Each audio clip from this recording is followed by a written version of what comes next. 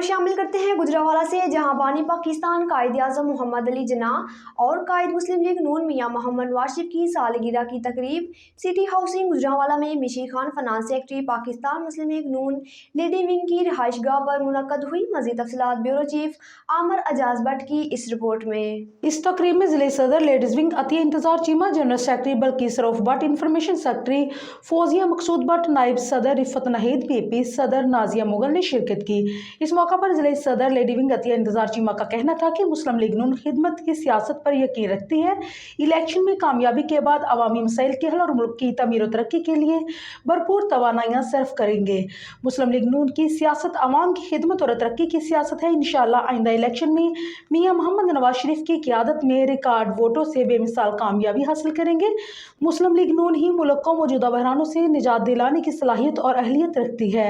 नून league के हर दौर में मुल्क ने तरक्की की और अवाम का मेयार ज़िंदगी भी बुलंद हुआ।